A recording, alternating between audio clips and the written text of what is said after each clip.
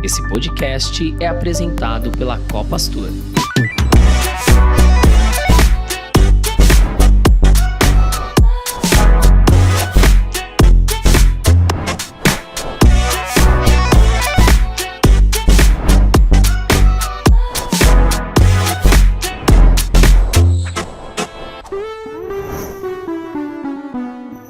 Sejam todos bem-vindos ao voo do Saída de Emergência com Destino ao Conhecimento. Eu sou a Júlia Souza Eu sou a Babi Moreira. e juntas vamos conduzi-las no bate-papo de hoje. O propósito desse podcast é levar o nível de consciência por meio da construção colaborativa de conteúdo, transbordando para a sociedade nossa cultura e valores. Tripulante, os microfones em automático.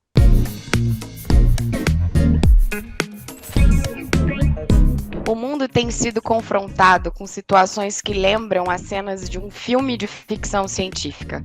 Estamos protagonizando uma catástrofe climática global, desencadeada por eventos extremos, como ondas de calor, tempestades e inundações devastadoras, frutos das mudanças climáticas extremas.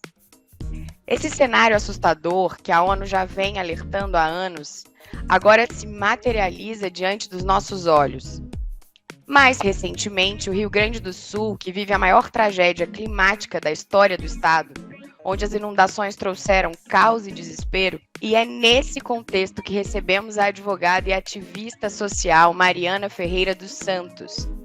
Ela nos ajudará a compreender a magnitude do drama vivido pelo povo gaúcho e a entender a dura realidade da nossa vulnerabilidade. Como você faz para saber de todas as novidades do Saída de Emergência? É fácil. Siga a gente no Instagram, @saída.pod, no YouTube Copastor Viagens e Turismo e nas principais plataformas. Mari, bem-vinda.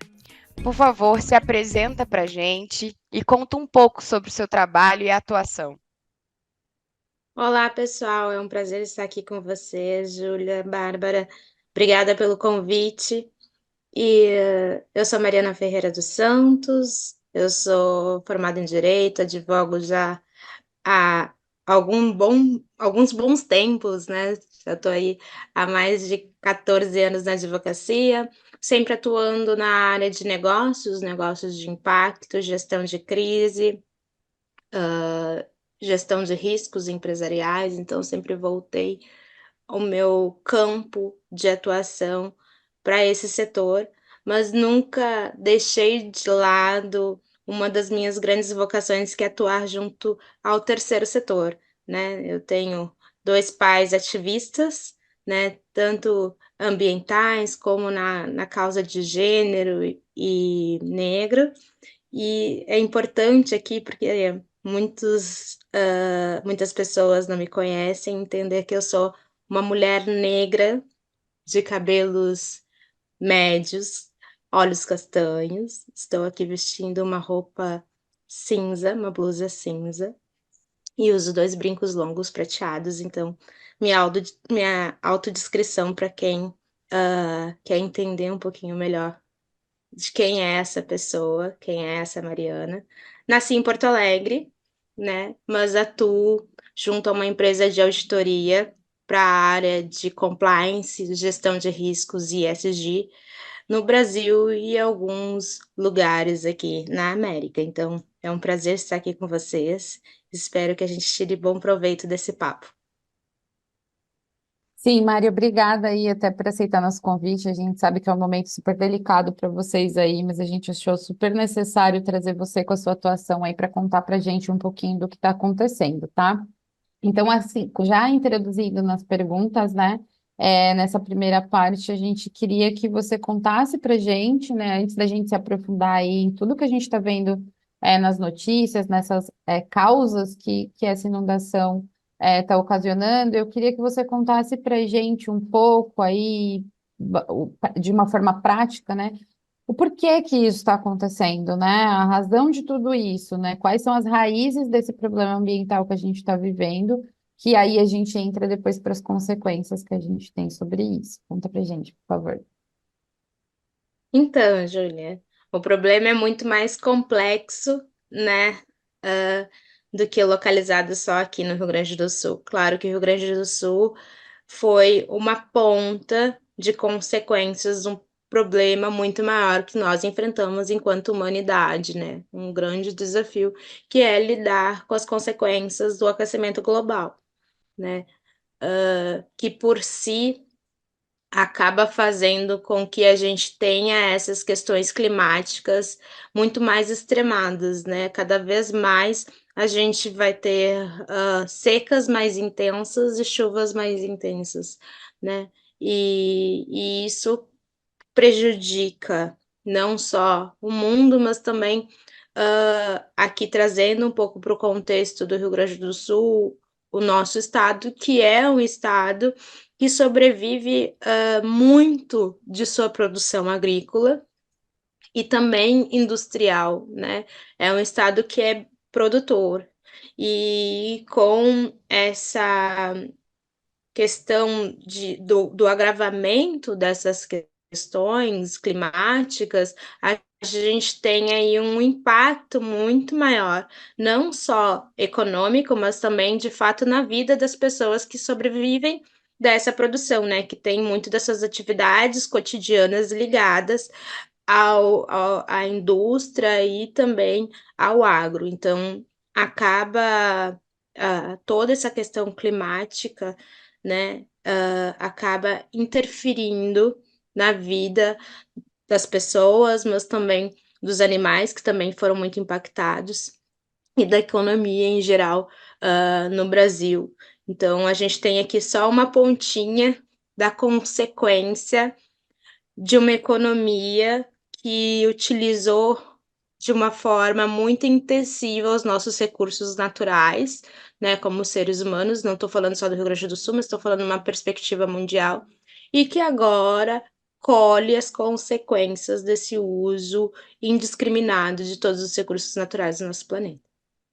É onde a conta chega, né, Mari?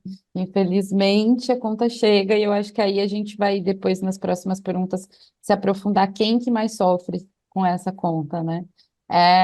A gente fez uma pesquisa aqui, né, para trazer alguns dados importantes, apesar de assustadores, a gente precisa ter ciência disso, né?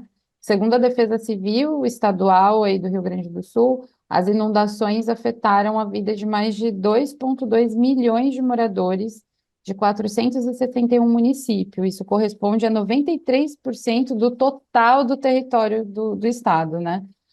Deixando até o momento dessa gravação, então a gente está fazendo essa gravação na sexta-feira, dia 17. A gente nunca geralmente fala, mas eu acho que é importante para a gente marcar aí que até o lançamento do podcast esse número pode ter essa mudança. Então, deixando até esse momento, 800 feridos, 154 mortos, há ainda, né, 98 pessoas desaparecidas, fora subnotificações que a gente sabe que podem existir nessa situação, e mais de 540 mil pessoas estão desalojadas, 48 mil já estão vivendo em situação de abrigo, né?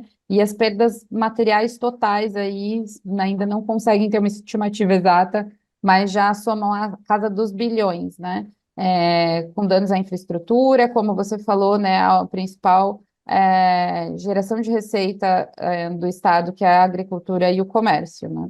Então, baseado nesses dados, Mari, como que a gente pode afirmar assim, a gente pode já trazer a afirmação que a população gaúcha está vivendo uma situação de refúgio climático, que já é um termo que está sendo bastante usado pelo mundo, como você falou, acho que essa pauta ambiental, ela já é algo que fora do Brasil a gente já está vendo as consequências muito maiores. Acho que é o primeiro impacto que a gente está sentindo muito grande agora com essa questão do Rio Grande do Sul. E conta pra gente a sua verdade além desses dados, né? O que que você está vivendo, o que está acontecendo aí.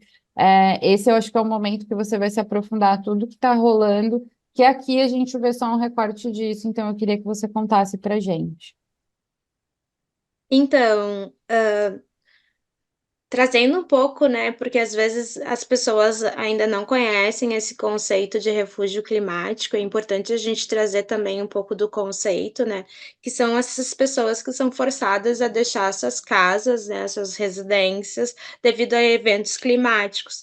Então, ainda é um termo muito novo, mas infelizmente a gente está se encaminhando para ser uma das maiores populações de refugiados no mundo, né? A gente tem refugiados de guerra, a gente tem outros tipos, outras espécies de refugiado, mas infelizmente o termo refugiado climático vai ser um dos mais usados, porque cada vez mais a gente tem pessoas se movendo por essas questões em busca de água, em busca de habitação, né? E trazendo para um contexto gaúcho, né? A gente vai ter sim um contingente muito grande de refugiados climáticos, porque trazendo aqui um panorama dos primeiros momentos, eu vi uma corrente de solidariedade de algumas empresas muito forte, né? Algumas empresas que eu trabalho, que entraram em contato comigo falando, Mariana, como eu posso ajudar, né? Qual é o impacto? Quanto que eu preciso fazer aqui de doação de alimentos, de materiais de limpeza, de roupas, porque eu não sei. E aquele primeiro momento onde as chuvas se intensificaram e a gente teve o transbordo de vários rios e tudo mais, eu falava, infelizmente, a gente ainda não tem a total ideia do impacto disso, né? E o porquê? Porque boa parte desses refugiados advém de territórios que ficaram 100% inundados, ou seja, a gente não tinha dimensão sequer das ruas. Os rios, né? A água acabou tapando a casa das pessoas. Então, tu não sabia o que que era rua, o que que era casa, o que que era igreja, o que que era posto de gasolina, porque você não enxergava mais aquele espaço. Então, eu falei para algumas pessoas, né, alguns amigos que ficavam preocupados e alguns colegas de trabalho, eu falei, olha, hoje eu não sei nem se aquela cidade existe. Eu não sei se aquela cidade existe, eu não sei se tem cidade, eu não sei o que tem lá embaixo de toda aquela água. E esse sentimento é um sentimento profundamente angustiante quando tu pensa numa cidade inteira, numa comunidade inteira, né? Crianças, idosos, mulheres, velhos, pessoas grávidas, pessoas que estavam acamadas, o que que foi feito daquela gente, né? E de fato, as cidades não estavam preparadas para isso, né? Apesar de grande parte das cidades no Brasil e no mundo serem, né, nascerem em torno da água, né, a água sempre trouxe esse simbolismo da vida, essa noção, né, de que de fato a água tem esse potencial destrutivo do tamanho que foi aqui no Rio Grande do Sul, ainda é muito pouca, né? E a gente vai também buscando, através desse conhecimento ancestral, né? De como os nossos ancestrais, nas cheias anteriores, né? Que já foram no século passado, em outros momentos, lidaram com tudo isso e, né, conseguiram se reerguer.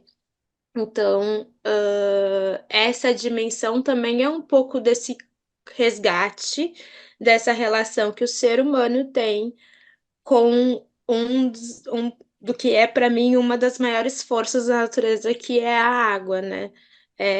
Entender um pouco de como se dá isso e qual é o impacto da gente continuar, às vezes, invadindo alguns lugares, ocupando alguns espaços que, né, desde a nossa ancestralidade eram muito respeitados, né? As nascentes, as foz dos rios, né? Desmatando as matas ciliares. Então, a importância da gente recuperar esse respeito pela natureza, que eu acho que é agora esse momento de resgate aqui e acho que em outros espaços também. Ô, Mari, é, fala pra gente um pouquinho de como que tá a sua rotina. E hoje, antes de a gente começar a gravação, você trouxe que você pela manhã estava fazendo a separação de doações e tudo mais. Como que tá aí seu dia a dia? Para onde você está focando aí as suas atenções durante o dia? Então, eu brinco com as minhas amigas agora no momento descontraído que eu oscilo entre a loucura e o surto, né. São, momentos muito intensos que a gente está vivendo aqui, né, que eu estou vivendo enquanto gaúcha também, apesar de já ter visto muita coisa, de já ter conhecido muitas cidades dentro e fora do Brasil, eu nunca vivenciei algo nesse sentido. Acredito que a maioria das pessoas não tenha vivenciado.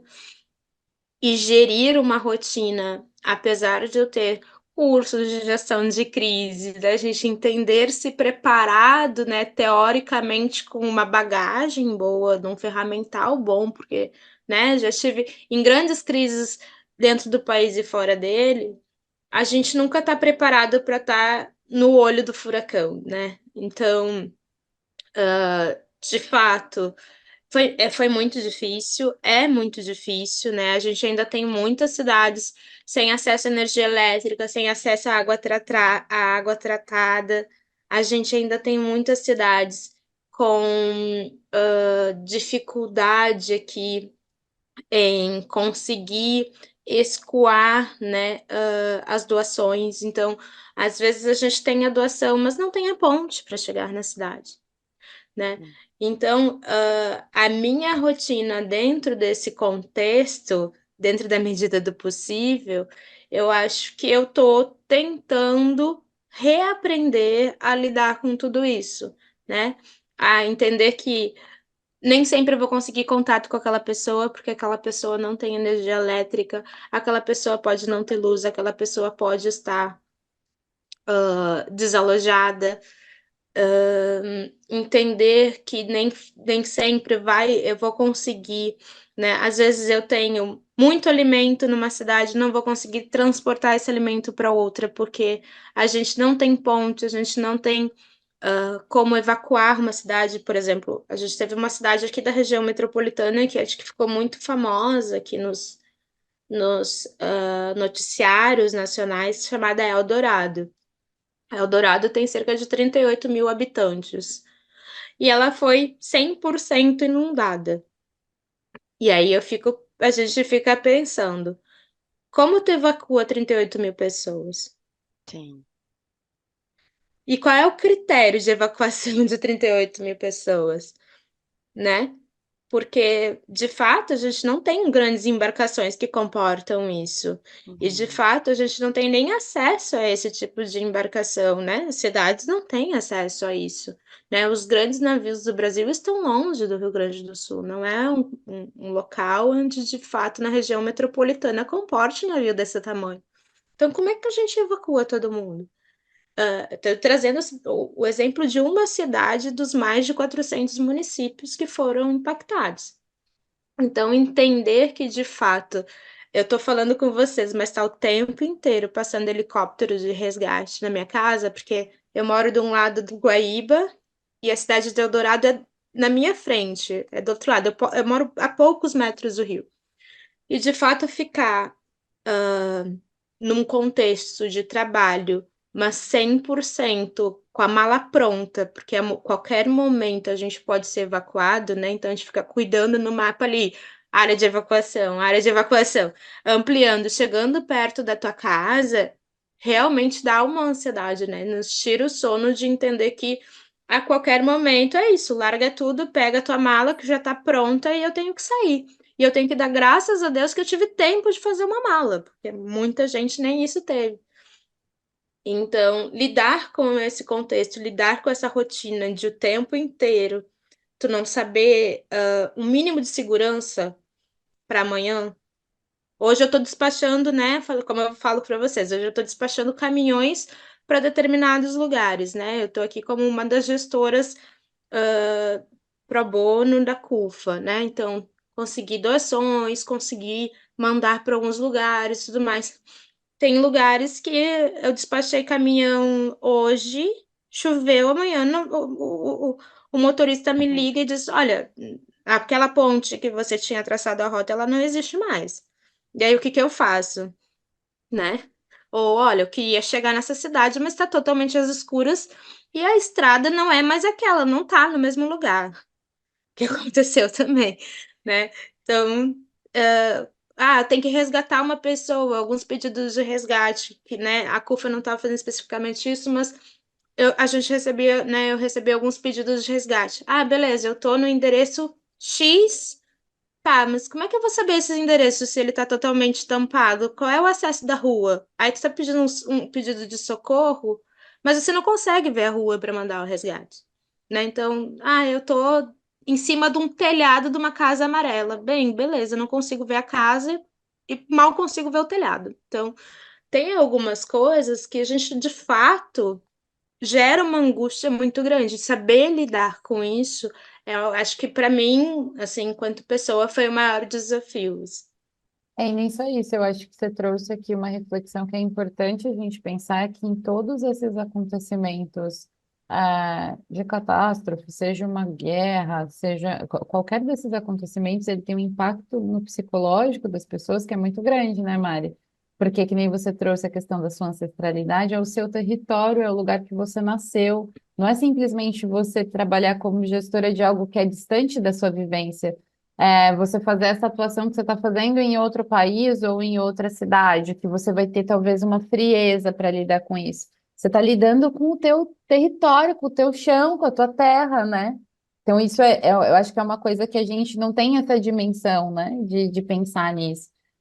Eu lembro que quando aconteceu a questão de Brumadinho, eu li muito sobre uma página que tem no Instagram até, que é do movimento das pessoas que são atingidas por barragens, e tem todo um contexto de um sentimento de perda da sua identidade quando essas coisas acontecem, né? Eu acho que o que vocês estão vivendo aí deve ser muito semelhante, né? Eu tive vários contatos com gestores, né, de várias organizações e empresas que lidaram com o Brumadinho, porque eu falei, esse é o momento onde eu posso aprender e aplicar um pouco desse aprendizado. Claro que o contexto de Brumadinho e de Mariana foram outros, porque ali a gente tinha uma centralidade de uma empresa. Então a gente tinha, por mais difícil que seja, uma gestão, alguém para reportar, alguma pessoa para conversar, né? Alguém que de fato articulava todos esses stakeholders, e articulava todas essas partes interessadas para que de fato aquela crise fosse, né, as pessoas, né, que estavam sofrendo com aquela crise fossem atendidas. No caso do Rio Grande do Sul, a gente não tem especificamente uma pessoa. Muitas vezes a gente tinha os prefeitos, mas as próprias prefeituras estavam inundadas né?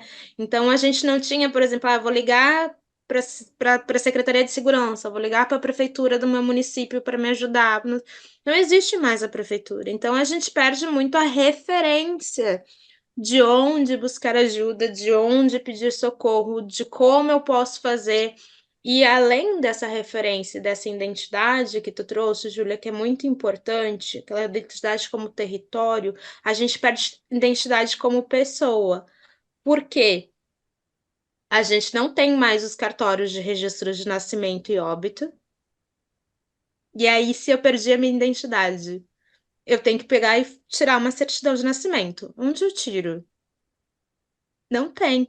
Então, a gente também tem uma dificuldade de acesso aos serviços públicos, porque, de fato, aqueles serviços que proviam aquela organização mínima da cidade, que são os cartórios, por exemplo, também não existem mais. E esse sistema a gente ainda no Brasil não tem isso em nuvem, né? Isso atualizado. Então, Nem que nem a gente sempre estava vai falando. estar em nuvem. A gente tem alguns serviços que são mais digitalizados, né, que já foram informatizados, mas a gente tem muito documento que não foi digitalizado, E é né? por isso que eu comentei, eu acho que o número de pessoas desaparecidas ele pode estar super subnotificado, porque que nem você falou, foram cidades inteiras que sumiram debaixo d'água e a pessoa que às vezes ali não tinha uma família, não tinha ninguém para falar, olha, fulano sumiu. Então imagina, é o que eu falei, eu acho que pode ser muito pior do que a gente está vendo, né? Sim, e identificar essa pessoa também é difícil, né? Porque no momento que tu não tem nenhum documento, nenhum DNA para comparação, porque a família toda morava na mesma casa, como é que tu vai identificar as pessoas?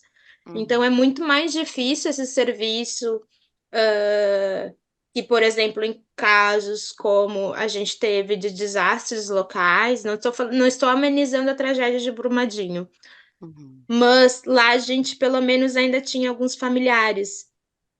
Aqui a gente tem famílias que realmente a gente não consegue nem conseguir identificar, e a gente não tem os cartórios para reportar também. Então, isso também acaba dificultando toda a rede, né? Todo o sistema para que, de fato, a gente consiga trazer um pouco mais de qualidade para esses números. Ainda no cenário atual, Mari, a gente sabe que a situação, né, ainda está acontecendo e você vê ainda muito risco de, no seu dia a dia aí, de famílias ainda que estão em lugares de áreas de risco, ou vocês já trouxeram aí uma rede de apoio onde a maioria das pessoas estão em locais mais seguros? Então, eu acho que o risco de inundação hoje é menor, né? A gente tem aí, em si, né? Sempre o período de final de abril até início de junho, e depois em setembro até início de outubro, sempre foram períodos muito chuvosos no Rio Grande do Sul. Isso já é comum dentro do nosso estado, né? Eu dei graças aos deuses e deusas que esfriou, porque a gente só. Enquanto permanecia nessa onda de calor que a gente tinha no Brasil, para nós, enquanto estado, era péssimo, porque quanto mais calor, mais evapora a água. A gente tem muita água evapora e continua chovendo. Então é um É, ciclo que era muito complexo, porque ao mesmo tempo que a gente não gostaria que esfriasse, porque a gente sabe que o perigo da hipotermia é um perigo real que leva à morte muitas pessoas que ainda estão na água. Se não esfria, não pararia de chover. E aí é continuar inundando sem parar os espaços. Então, hoje, como esfriou, a gente não tem mais esse risco dessas chuvas tão intensas. Mas a gente tem outros riscos, que são riscos relacionados à segurança pública, que é a gente não tem um aparato de polícia, de defesa como um todo, né, dos órgãos de segurança, polícia militar, polícia civil, equipados para fazer seguranças em barcos, né? Porque essa uhum, polícia fazia em viaturas. viatura. Então, hoje a gente tem boa parte do território muito desguarnecido no sentido de segurança pública, porque se acontece alguma coisa, a polícia vai demorar a conseguir meios para se deslocar em meio a tanta água, né? Então, muitas pessoas não deixam as suas casas com medo de serem roubadas, né? Que essas casas sejam furtadas, que essas casas sejam invadidas ou que aconteça alguma coisa. Por outro lado, a gente também tem que pensar no risco sanitário. A gente tem aqui um potencial grande de dengue, né? De aumento, porque o que a gente mais tem aqui é água Água. parada. Uhum. De doenças como dengue, chikungunya e todas essas doenças onde os vetores precisam, né, da água nesse ciclo, toxoplasmose. Então, doenças que não eram talvez do nosso cotidiano, até porque a dengue precisa, né, diminui geralmente, muitas vezes no inverno, às vezes diminui o caso de incidência de dengue, porque fica mais frio, chove menos, né, no inverno mais seco. Aqui com toda essa chuva, toda essa água parada acabou também contribuindo para o aumento desses vetores que precisam desse ciclo com a água. E aí a gente tem um contingente de pessoas que estão ficando cada vez mais doentes e um número muito reduzido de hospitais, porque boa parte dos hospitais também foram alagados. Obrigada. Então a gente não tem aqui um preparo para a área da saúde, né, para os profissionais da área de saúde, efetivamente trabalharem em condições, né? A gente tem alguns hospitais de campanha, que foram doados pelo governo federal, né, cedidos para que ocupassem esses lugares dos hospitais desativados, mas a gente sabe que a estrutura não é a mesma de um hospital, né, físico, que está lá de forma permanente e tudo mais. Então, assim, a gente está fazendo, obviamente, né, enquanto população, enquanto governo, tudo que é possível, mas isso passa ainda muito longe do que é esperado e o que de fato dá suporte para a população em termos de saúde, segurança, educação. Sim, sim. E, Mari, a gente passou aí pelo cenário atual que vocês estão, mas a gente até falou sobre o Brumadinho, que é um caso que há 5 anos que aconteceu e hoje a gente ainda vê os impactos, né? Que ainda nem são completamente conhecidos, né? A gente ainda está mensurando o que está acontecendo. Isso nos faz refletir aí sobre o futuro. Em muitas partes do estado do Rio Grande do Sul, vai ser necessário começar do zero, né? E a gente queria entender com você se você vê essas iniciativas, se elas estão realmente condizentes para a necessidade dessa reconstrução, se existem essas iniciativas, se quais são, a reconstrução tanto estrutural como econômica. Então, o que eu percebo, né, eu não estou dentro da articulação de todas as iniciativas do estado, mas o que eu percebo? Que há setores se mobilizando, isso tanto internamente quanto, né, em nível nacional e internacional, para conseguir apoio para a reconstrução. Então, indústria, comércio, né, o varejo, por exemplo, para que efetivamente esses setores consigam se reerguer e voltar com o máximo de agilidade. Outras áreas, né, que talvez não sejam tão guarnecidas por alguns setores e que não tenham todo apoio, são áreas que vão demorar um pouco mais para voltar, né? Como, por exemplo, a área de habitação. A gente teve muitas casas, muitos imóveis, né, comércios sendo destruídos e que a gente vai precisar, de fato, reconstruir mesmo do zero. E aí, a gente não tem, obviamente, dentro do estado, um contingente voltado para a construção civil, tão equipado assim para construir em massa. Então, isso é um setor que vai demorar um pouquinho mais para que a gente consiga restabelecer todos os espaços. E aí, quando a gente vai falar de uma população ali que está em vulnerabilidade também por questões financeiras, porque não necessariamente, né, às vezes isso está em risco climático e às vezes a gente tem refugiado climático que é uma pessoa que tem posse, que ficou desabrigada, que ficou ilhada e que não, né? Nisso a gente teve impactos, obviamente, maiores para as populações mais pobres, mas a gente também teve refugiados climáticos, pessoas que tinham, de fato, dinheiro, que precisaram ser resgatados, né? E tudo mais. Mas quando a gente vai pensar ali em classe C, classe D e E, são pessoas que não têm condições de reconstruir suas casas, né? Reconstruir seu pequeno comércio, né? Sua borracharia, sua padaria, sua fruteira. E aí, como é que a gente faz com essas pessoas que não têm hoje nem espaço físico, muitas vezes, nem condições financeiras para reconstruir?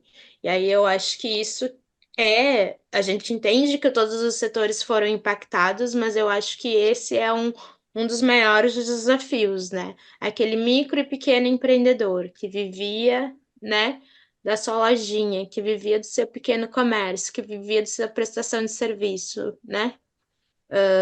Ali, pedreiros, até colegas advogados, eu tive ali colegas de Eldorado e de Guaíba, que os escritórios de advocacia não existem mais, né? Não ficou nada, nem as paredes do escritório, perderam realmente tudo, né? Então, computadores e tudo mais.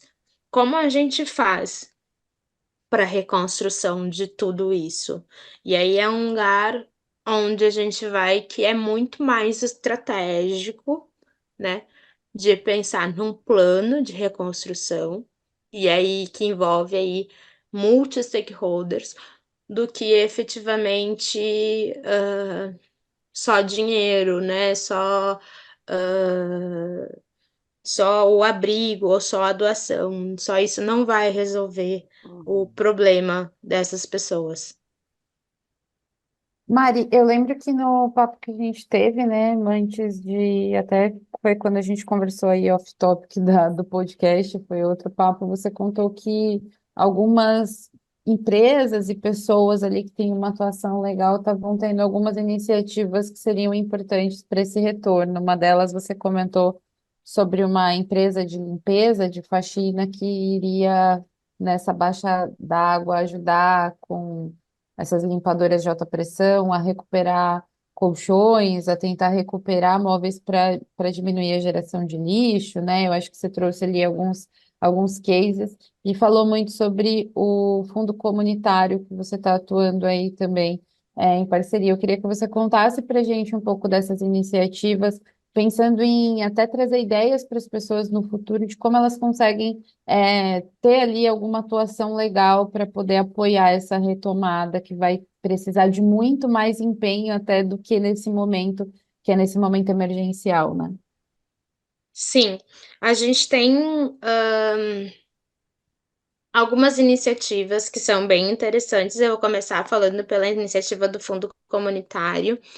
O Fundo Comunitário é uma iniciativa da Fundação Gerações, que é uma fundação gaúcha, que trabalha muito usando inovação social, tecnologias sociais, voltados para impacto para pessoas em vulnerabilidade. Então, é uma organização aí do terceiro setor e que lançou um fundo comunitário que está trabalhando também uma linha emergencial para que, de fato, a gente consiga usar toda essa inovação social, toda essa tecnologia social que a gente tem disponível no mundo para identificar quais são os territórios e o que esses territórios de fato precisam desenvolver, e aí fazer investimentos mais inteligentes nesse setor, assim, inteligentes no sentido de subsidiados e estudados, né, com mais calma e entender o que de fato cada população precisa, porque quando a gente vai falar de uma dimensão tão grande de impacto, a gente acaba uniformizando e homogeneizando muito as pessoas, o que acaba sendo muito ruim. E os territórios são diferentes, né? A gente vai ter desde territórios indígenas, territórios quilombolas, pessoas de uma comunidade que eram uma comunidade de recicladores, como pessoas de comunidades que eram comunidades de pessoas que trabalhavam, sobretudo na área de pequenos comércios. Então, cada comunidade, cada favela, cada território tem uma identificação. E a gente não pode perder a vocação desse território nesse sentido, né? Então, não adianta a gente trazer para aqueles territórios vocações que sejam muito diferenciadas, sem de fato trabalhar com essas pessoas e ouvi-las, né? E aí eu acho que a proposta do fundo comunitário, do fundo de emergencial, é ter um pouco mais de horizontalidade nessa governança. É ouvir o que as pessoas precisam, né? Eu sei que muitas vezes os pacotes de governo, os pacotes de Estado são muito engessados, né? Ah, a gente vai dar cesta básica, é a mesma cesta básica para todo mundo, mas aí a gente não sabe se naquela família tem um diabético, se naquela família tem um intolerante à lactose, naquela família tem mais criança, tem mais velho, né? Se possuem alguma restrição alimentar de alguma forma, né? Seja religiosa, seja. Então, tem algumas questões que a gente entende que numa situação de emergência é o que dá para fazer, mas no segundo momento é preciso sim de uma escuta mais atenta. E é isso que o fundo se propõe, a fazer essa oitiva, né? A gente tem recomendações da OIT já para o que a gente deve ouvir aí de comunidades com relação à questão do trabalho, mas eu acho que isso vai para muito mais, muito além dessa questão. A gente tem que ouvir a vocação e os chamados dos territórios. E isso o fundo comunitário vai trazer. A minha segunda questão é com relação aos negócios de impacto, sobretudo os negócios de impacto periféricos. Por quê? Quando eu falei com a Júlia sobre a iniciativa, por exemplo, da Gabi Valente, a Gabi Valente, para quem não sabe, é uma empreendedora de uma favela chamada Restinga, aqui no Rio Grande do Sul, que é uma das maiores favelas do Rio Grande do Sul, localizada em Porto Alegre, e ela foi uma das finalistas da Expo Favela. E estando em São Paulo, ela trabalha com um negócio chamado Escola da Diarista. E é muito legal para quem ainda não conhece, vale a pena conhecer. É uma escola que forma diaristas. Hoje a gente sabe o quanto o serviço doméstico é um serviço precarizado, onde a gente tem pouca formação e pessoas que às vezes são pouco instrumentalizadas para atuar nesse serviço, né? A gente não tem uma profissionalização desse serviço como a gente tem na Europa e nos Estados Unidos. Então as pessoas não sabem que tem que usar equipamentos de proteção, as pessoas não sabem quais produtos químicos elas podem ou não podem utilizar, né, em determinadas superfícies. E tudo isso, né, é parte do que a escola da diarista traz, além da questão ética, comportamental, acesso aos direitos e tudo mais. E essa escola, ela está trazendo agora uma formação para que as diaristas consigam trabalhar na higienização de alguns materiais que podem, né, ser reutilizados após essa emergência. Então, algumas tecnologias, né, de higienização que conseguem trazer isso. Por quê? Uma das principais preocupações de pessoas que trabalham com essa questão de impacto socioambiental como eu não adianta, depois de toda essa tragédia, a gente pegar todos os sofás, geladeiras, fogões, jogar nos arroios, a gente vai estar trazendo uma tragédia muito maior. E se a gente não criar essa educação de tentar reaproveitar, tentar salvar, não apenas por uma questão econômica, porque eu acho que isso é o que Mas também, geralmente né? mais chama atenção, né? Mas Pô, vou também, comprar né? um sofá novo, vou comprar um colchão novo. Cara, isso tem um impacto financeiro muito grande, né? Principalmente para as famílias de baixa renda. Mas também para onde vai todo Para esse jogar. resíduo geral, né? Não Será que tem essas fora. famílias vão ter condições de dar o descarte adequado Correto. para tudo isso? É Ou como a você gente falou vai. que tudo encheu, inclusive aterros, os depósitos de reciclagem, deve estar tudo também alagado. Então, imagina, tipo, A você gente não pode simplesmente causar descartar vai virar outro problema, né? um Não tem problema ainda fora, né? pior. Não tem Então a gente fora. tem que pensar com mais inteligência nesse sentido de fomentar. Eu trouxe aqui um exemplo de um negócio, mas a gente tem tantos outros negócios de impacto que vão nos ajudar a mitigar e reduzir esse dano e ainda promover uma questão mais sustentável, além de gerar empregos para, por exemplo, esse perfil de, na sua maioria, mulheres, né, domésticas, a gente ainda consegue mitigar o impacto ambiental de uma crise climática. Então, procurar ser mais assertivo ao fomentar ainda mais negócios de impacto vai fazer com que a nossa economia consiga se reestruturar de uma forma mais saudável, de uma forma mais sustentável.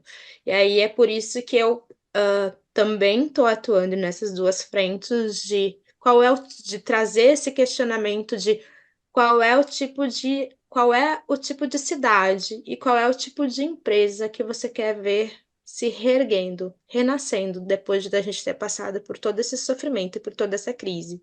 Algum tipo de aprendizado a gente tem que ter. E aí eu acho que esse momento é um momento para a gente parar e refletir de qual cidade ou quais cidades, né? Porque aqui a gente tem muitas que a gente quer morar e qual é a segurança que a gente quer trazer para as pessoas do nosso convívio, para as próximas gerações, para que daqui a 100 anos novamente a gente não tenha nosso legado sendo destruído por mais uma crise como essa. Incrível, Mari. Olha, é, é daí que a gente vê mesmo o que é que tem como trazer de bom disso tudo, que é praticamente nada, mas ouvir você é, é onde a gente vê o que é bom, né? É esse aprendizado. E até a minha próxima pergunta, você acabou já respondendo um pouco, porque eu vou te perguntar sobre o terceiro setor, né? De qual é a importância aí de se trabalhar em rede, qual é a importância do terceiro setor nessa reconstrução. Você já trouxe aí para a gente na sua fala sobre o olhar é, diferente que tem de você ouvir, de você fazer algo de acordo com a necessidade daquela família ou daquela situação, mas traz para a gente, por favor, até como conhecimento aqui para a gente que está fora daí, qual é a importância da comunicação do terceiro setor, da atuação do terceiro setor nessa situação de hoje?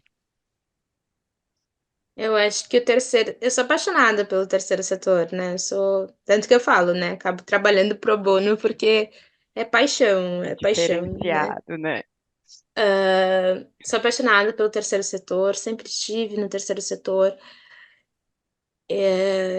mas eu acho que as pessoas deveriam ouvir mais o terceiro setor, sabe? Dar mais luz, sobretudo para essas pessoas, para essas associações, para essas organizações que estão lá na ponta, atuando nos territórios. Porque, inclusive, o setor público devia dar mais espaço ao terceiro setor. Uhum. Porque hoje, se não fosse o terceiro setor, eu não sei o que seria do nosso estado. De fato, boa parte dos nossos abrigos estão em associações, estão, né, em ONGs, estão, né, em Sim. OCIPs, em OSCs, então é importante a gente valorizar isso. E quando a gente for construir políticas públicas para que eu espero essa tragédia não se repita, que o terceiro setor tenha seu espaço de protagonismo e participação. Porque no fim, quando a água chega no pescoço, o segundo e o primeiro setor se socorrem no terceiro, Sim. né? A gente teve muitas das pessoas ilhadas em indústrias que foram resgatados por bombeiros voluntários, brigadistas voluntários, né? A gente teve muitas pessoas que, de fato, em territórios onde nem a polícia consegue chegar no estado, quem levava comida, quem leva ainda comida lá dentro da favela é o terceiro setor, porque ele consegue passar, né? Ação Cidadania, a CUFA, o Exército da Salvação consegue entrar nos territórios, onde muitas vezes a polícia militar não consegue. Então, eu espero que o Estado e o segundo setor, as empresas, tenham a honestidade de reconhecer o quanto é importante a gente ouvir e atuar com os atores do terceiro setor, né? E, ao mesmo tempo, entender que o terceiro setor precisa de ajuda e precisa de recursos, né? Porque a gente não pode só viver de doações, a gente precisa de um terceiro setor equipado, a gente precisa das instituições que tenham pessoas, que tenham equipamentos.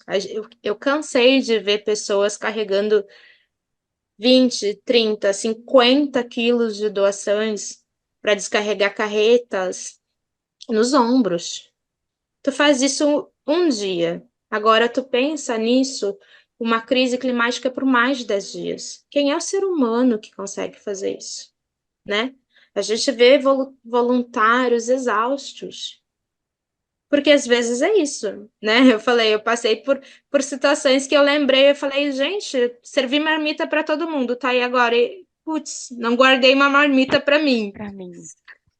E aí eu fiquei pensando, a gente está tão engajado, e tão pensando em a gente tem que resolver isso, a gente tem que fazer aquilo. Eu acho que até naquele dia que a gente conversou, a situação estava ali num ponto muito ruim. Pior que você falou assim: ah, eu tô aqui fazendo arrecadação de doação de água, faz 3 dias que eu não bebo água. Eu fiquei chocada, assim. Eu falei, cara, você está A gente pedindo estava água, tentando arrumando água. água para todas as pessoas que estão precisando, só que você já não bebia água há dias, né? Tipo, olha isso. É, Olha a diferença, né?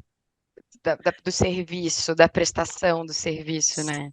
é muito, né? Da Uhum. gente pensar, gente, a gente também tem que pensar nessas pessoas que são um pouco dos heróis ocultos, né? De pensar como a gente também gera um bem-estar para essas pessoas, para as organizações, né? Vi pessoas destruindo seus carros, seus pequenas vans, não sei o quê, porque tinha que entrar em territórios que estavam totalmente esbaracados, alagados, e aí aquela única Kombi daquela organização lá que protegia a mulher foi levar ali, e aí estragou a Kombi lá da década de 70, estragou a única que tinha, porque foi tentar ajudar um abrigo, porque foi. Então, como é que a gente equipa efetivamente, né? Porque não adianta só a gente falar, ah, tá, beleza, vocês têm que entrar na favela. Tá, vocês querem que a gente entre na favela carregando toneladas de alimentos? Então, equipa o terceiro setor para entrar. Então, é um pouco desse olhar com mais cuidado e mais participativo dos comitês aí que estão sendo formados, não só pelas empresas, mas também pelo setor público, de chamar pessoas, lideranças do terceiro setor, para que estejam construindo juntos. E que tem todo sentido, né, Mari? Porque até a resposta que você passou sobre o pré, né? Já que a gente vê os culpados, digamos assim, né? Tudo que veio para que acarretasse a situação climática que a gente está, não valorizar mais ali, né, o capital, a arrecadação de recursos financeiros. Pelo contrário, a gente tem aí uma valorização de pessoas genuínas ajudando pessoas, que é o que a gente até agora não valorizou, não equipou, não financiou, né?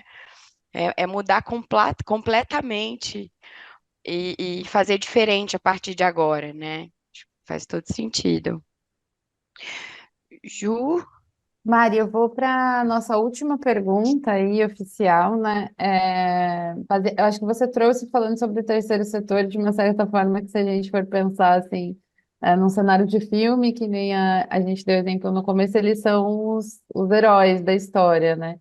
Mas como que a gente consegue aí trazer uma inspiração, uma dica para a sociedade civil, para o setor privado, né? Como que essas outras forças conseguem contribuir com esforços ali de ajuda para ajudar, né, efetivamente para ajudar nesse processo de reconstrução também, né? O que que você traz aí para a gente aqui do outro lado que não está vivendo no dia a dia? Como que a gente consegue auxiliar tanto no CPF quanto no CNPJ?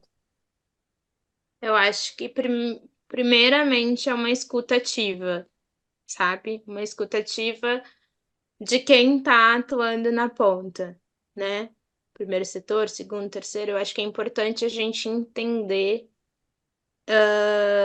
as necessidades dos territórios, essa oitiva, né? E aí, direcionar os nossos recursos, seja recurso financeiro, seja recurso humano, né? A gente recebeu tantos voluntários de diversos outros estados que vieram em missões humanitárias para cá, recursos humanos que foram incansáveis em nos ajudar. Mas direcionar os nossos recursos, a nossa intencionalidade nesse sentido, para que a gente possa fazer uma reconstrução saudável. E aí eu sempre penso nessa questão. Quando eu vou pensar nessa reconstrução, seja financeira, seja de recursos humanos, no que eu estou pondo meu dinheiro? Para quem eu estou direcionando meu voto? Para quem realmente eu tenho um comprometimento com as questões climáticas e de reconstrução? O quanto eu de fato estou cobrando meu representante, seja no Congresso Nacional, seja nas assembleias ou câmaras de vereadores, né? E aqui eu não estou fazendo um discurso partidário, é um discurso realmente voltado a uma nova consciência É sobre de política pública, né? Não sobre sobre um política bastidor, é pública, política e pública. mais do que sobre política pública, sobre questão de risco. Ou será que 90% da população do Rio Grande do Sul, mais de 90%, olhou na plataforma de seus candidatos e candidatas quantos tinham pautados como questão de direcionamento de recursos à questão ambiental? Isso não é uma questão que vai só atingir o pobre, ou o preto, ou só a mulher. Vai atingir a todos e todas. Vai atingir a indústria, vai atingir o agro, vai atingir o comércio. Então, de fato, essa intencionalidade, essa reflexão e essa intencionalidade na ação tem que estar presente a todo momento. Seja no momento do voto, seja no momento que eu vou investir numa empresa, vou comprar, né, para os pequenos investidores uma açãozinha na bolsa, seja quando eu vou consumir de uma empresa. Onde essa empresa faz o descarte dos seus materiais? Onde a empresa investe? Ela tem compromisso com a questão socioambiental? Então, eu acho que seja você uma pessoa física ou uma pessoa jurídica, eu acho que a minha mensagem é que cada vez sejamos mais intencionais nessa transformação que a gente quer ver. Eu acho que isso é muito importante e que a gente consiga, de fato, colocar em prática tudo que a gente está vendo de modernização e de construção de tecnologia fantástica que a gente está vendo, que elas sejam usadas em prol de um legado sustentável. Porque não vai adiantar a gente ter a melhor das tecnologias quando 90% da população está debaixo d'água. Nenhuma inteligência artificial vai nos salvar disso. Então, que de fato a gente pense em criar tecnologias que promovam o desenvolvimento sustentável, que a gente fomente com intencionalidade a todo momento essa segurança do legado que a gente quer deixar para as futuras gerações. Eu acho que essa é a minha principal dica, seja você pessoa física ou pessoa jurídica, é a forma com que você pode ajudar a gente a melhorar a partir dessa crise. Mari, tem palavras para você, assim, como é bom te ouvir, como é bom ouvir esse olhar seu mesmo, né? Porque, claro que você está aí, tá ensinando a gente aí quantas coisas que você está vendo que a gente não está vendo daqui, por isso tanto conhecimento, mas assim, a tua profundidade é incrível. Muito, muito obrigada, de verdade, por tudo que É você aquela coisa, a trouxe. gente fica com uma sensação de que vale a pena, A né, por que a gente está carinho. fazendo. Obrigada aí pela A- inspiração de é, verdade, viu, Mário? Acho que a apesar gente do, sai do- é, nessa gravação numa sexta-feira aqui mais inspirado mesmo. Obrigada e pela, apesar pela da aula. tristeza, né, do coração, acalenta de saber que é um olhar diferente, né? Que bom que foi você que a gente entrevistou, assim, eu estou de verdade muito feliz. E eu não sei se você quer deixar uma mensagem final, até preocupa a gente muito como pessoa física. Eu dou água, dou roupa. A gente até comentou um pouco sobre. A gente ficou ouvindo, né? Não doa mais isso, doa aquilo. Eu não sei, acho que para os nossos ouvintes aí que estão morrendo de vontade, assim como a gente aqui, de fazer algo para ajudar, se teria alguma dica, alguma mensagem final para o pessoal que está ouvindo a gente? A minha mensagem é só continuem com essa corrente de solidariedade, né? Na medida do possível, estabeleçam boas conexões com a população gaúcha, entendam, escutem o que efetivamente as comunidades precisam e levem, acho que, esse ensinamento do que a gente passou para que isso não se repita em outros locais. Eu acho que é o principal. Muito obrigada. Alguma dica também de meio de comunicação que a gente pode confiar? para ter essas informações? Então, por enquanto, eu acho que é interessante a gente continuar, né, com os dados oficiais do governo do estado, das prefeituras, né, das redes sociais, dos sites, enfim. Ah, a gente ainda vai ter muitas atualizações de números, né, os números ainda estão bem defasados, mas eu acredito que a gente vai tentar se organizar da melhor forma, enquanto estado e município, pelo menos é o meu desejo, né, eu não sou atuante no primeiro setor, mas, meu desejo é que efetivamente a gente consiga. Eu também estou à disposição para fazer conexões, como uma boa, articuladora, né, uma boa advogada, acho que a minha função também é fazer com que a gente promova a justiça climática, a justiça social. Então, vocês podem deixar meu LinkedIn aí à vontade para que as pessoas possam procurar e que a gente consiga fazer conexões que sejam prósperas, para o futuro. Mari, só tenho a te agradecer mesmo. Quando eu falei com você, eu falei para a Babi, até falei, gente, eu tenho a pessoa perfeita para o nosso conteúdo. Eu acho que a Mari vai trazer para a gente essa visão aprofundada que a gente precisa. Então, te agradeço demais mesmo. E além de te parabenizar também por todas as ações, eu acho que eu já era admiradora do seu trabalho muito antes disso tudo acontecer, né? Então, acho que agora isso só reitera o trabalho incrível que você faz. Muito obrigada mesmo por participar aqui com a gente. Tenho certeza que esse conteúdo vai chegar aí nas pessoas de uma maneira muito potente. Curtiu esse voo? Compartilhe com seus amigos e voe junto com a gente. Chegamos ao fim do nosso voo. Não saia da janela e aguarde os próximos podcasts. Obrigada!